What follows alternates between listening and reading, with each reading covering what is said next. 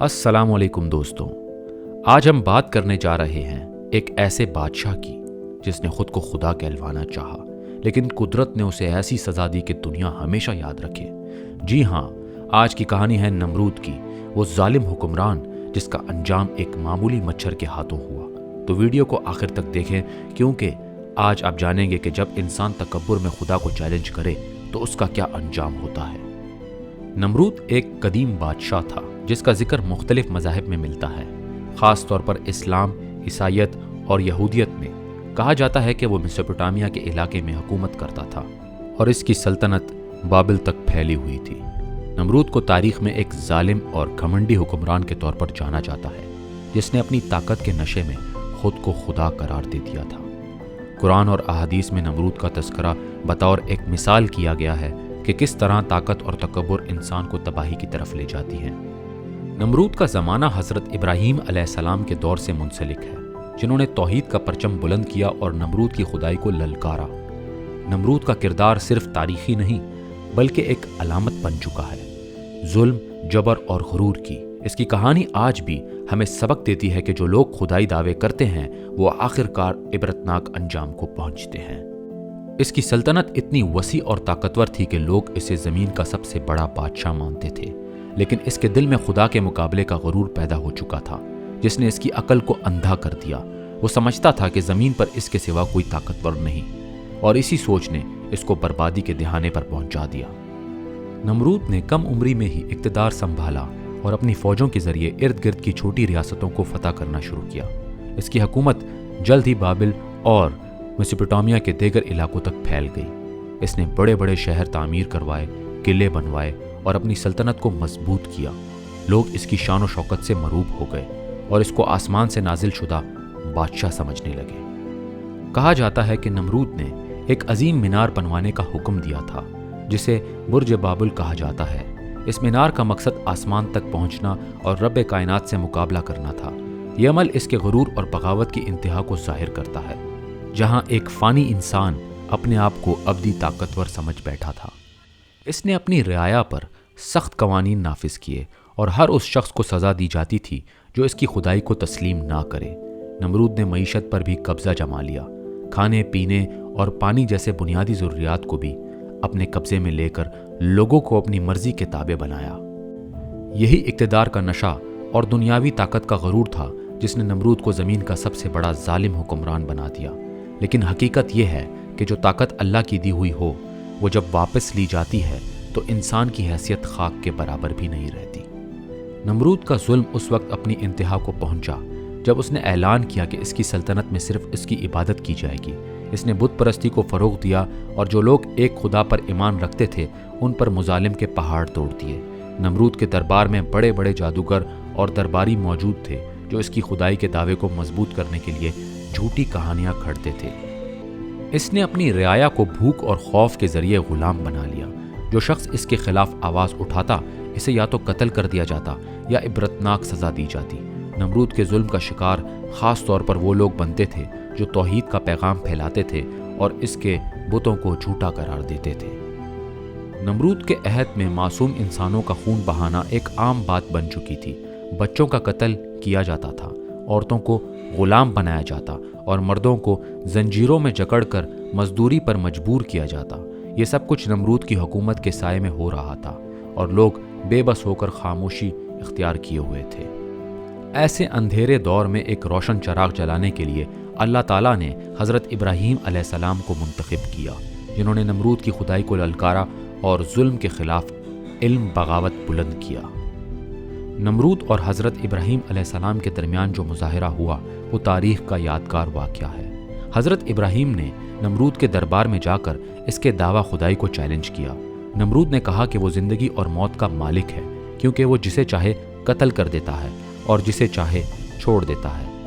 लेकिन हज़रत इब्राहीम ने फरमाया, अल्लाह सूरज को मशरिक़ से निकालता है, अगर तू खुदा है तो इसे मगरिब से निकाल के दिखा। ये बात सुनकर नमरूद लाजवाब हो गया। यह मुनाजरा नमरूद के लिए एक ज़बरदस्त झटका था, लेकिन इसका तकब्बुर ख़त्म न हुआ। इसने हज़रत इब्राहीम को कत्ल करने का मंसूबा बनाया और पूरे मुल्क में ऐलान कर दिया कि जो इब्राहीम के दीन को मानेगा इसे भी सज़ा दी जाएगी। नमरूद ने एक बड़ा मैदान तैयार करवाया और हुक्म दिया कि हज़रत इब्राहीम को आग में जलाया जाए ताकि दूसरों के लिए इबरत बने। इस मकसद के लिए लकड़ियों का इतना बड़ा अंबार जमा किया गया कि परिंदे भी इसकी बुलंदी से डर कर वापस लौट जाते थे।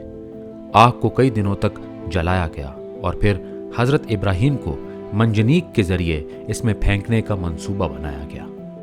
लेकिन जब हज़रत इब्राहीम को आग में डाला गया तो अल्लाह ने आग को हुक्म दिया, ए आग, इब्राहीम पर ठंडी और सलामती वाली हो जा।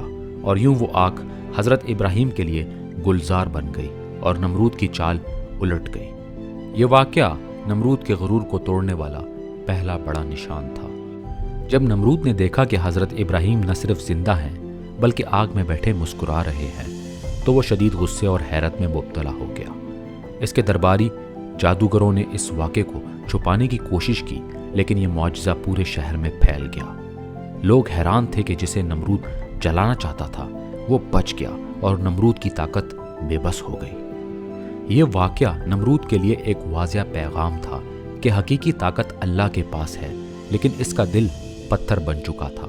इसने बजाय तौबा के और ज़्यादा जुल्म शुरू कर दिया और हज़रत इब्राहीम के मानने वालों को सख्त सज़ाएं देने लगा। इसने कहा कि जो आग इब्राहीम को नहीं जला सकी वो मेरे खुदा होने की दलील नहीं बल्कि इत्तेफाकी वाक़या है। लेकिन अवाम के दिलों में अब शक पैदा हो चुका था। बहुत से लोग हज़रत इब्राहीम के दीन की तरफ माइल होने लगे और नमरूद की खुदाई की बुनियादें हिलने लगी। इसके बावजूद नमरूद अपनी ज़िद और तकब्बुर पर कायम रहा और अल्लाह के अज़ाब को दावत देता रहा। ये वाक़या तारीख़ में इस बात की सबसे बड़ी मिसाल बन गया कि दुनिया की सबसे बड़ी ताकत भी रब कायनात के सामने कुछ नहीं, और जब अल्लाह चाहे तो आग भी ठंडी हो सकती है और फ़िरौन और नमरूद जैसे बादशाह भी मट्टी में मिल जाते हैं। नमरूद का अंजाम एक ऐसी इबरतनाक मिसाल है जो आज भी दुनिया को सबक देती है। रवायात के मुताबिक अल्लाह ने इसके खिलाफ सबसे छोटे लश्कर को भेजा, एक मच्छर। ये मच्छर नमरूद की नाक के रास्ते इसके दिमाग तक पहुंच गया और वहां मुसलसल इसे तकलीफ देता रहा। नमरूद दिन रात दर्द में मुब्तला हो गया और अपना सर दीवारों पर मारता था ताकि सकून मिले। कहा जाता है कि इस मच्छर के वार से नमरूद कई दिनों तक अजियत में रहा और आखिरकार इसी तकलीफ में इसकी मौत वाक़या हुई। यह वाक़या इस हकीकत को जाहिर करता है कि अल्लाह की कुदरत के सामने दुनिया के सबसे बड़े बादशाह भी बेबस हैं और एक छोटी सी मखलूक भी इंसान को ज़िल्लत की मौत दे सकती है। नमरूद की मौत के बाद इसकी सल्तनत बिखर गई और लोग इसकी कब्रों को निशान इबरत के तौर पर देखते रहे। इस वाक़े ने दुनिया को सबक दिया कि जो अल्लाह के मुकाबले में खड़ा हो इसका अंजाम रुसवाई और बर्बादी है। यही नमरूद की दास्तान है, गरूर, ताकत और अंजाम की। आज भी दुनिया के हर जालिम को यह दास्तान सुनकर जान लेना चाहिए कि अल्लाह की लाठी बेआवाज़ है, लेकिन जब चलती है तो तख्त व ताज सब मिट्टी में मिल जाते हैं। नमरूद की कहानी हमें यह सबक देती है कि इंसान अगर अपनी औकात भूल जाए और खुदाई के दावे करने लगे तो अंजाम सिर्फ तबाही होता है। इस किस्से का असल पैगाम यही है कि हकीकी ताकत सिर्फ अल्लाह ताला के पास है और बंदा जितना भी ताकतवर हो जाए वो रब के मुकाबले में कुछ नहीं। ये कहानी हमें यह भी सिखाती है कि जुल्म और जबर का दौर वक्ती होता है, लेकिन हक और सच्चाई हमेशा गालिब आती है। हज़रत इब्राहीम अलैहिस्सलाम की इस्तिकामत और नमरूद की शिकस्त इस बात की वाज़िया मिसाल है कि अल्लाह अपने बंदों की मदद ज़रूर करता है। आज भी अगर हम दुनिया के हालात देखें तो हमें नमरूद जैसे किरदार मुख्तलिफ शक्लों में नज़र आते हैं जो ताकत के नशे में इंसानियत को रोंदने की कोशिश करते हैं, लेकिन तारीख़ गवाह है कि इनका अंजाम हमेशा ज़िल्लत और रुसवाई होता है।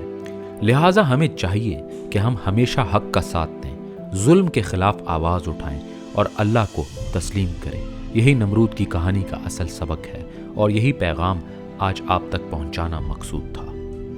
दोस्तों, अगर आपको ये वीडियो पसंद आई हो तो लाइक ज़रूर करें और ऐसी ही मज़ीद दिलचस्प और तारीख़ी कहानियों के लिए हमारे चैनल को सब्सक्राइब कर लें। मिलते हैं एक नई वीडियो में, तब तक के लिए अल्लाह हाफ़िज़।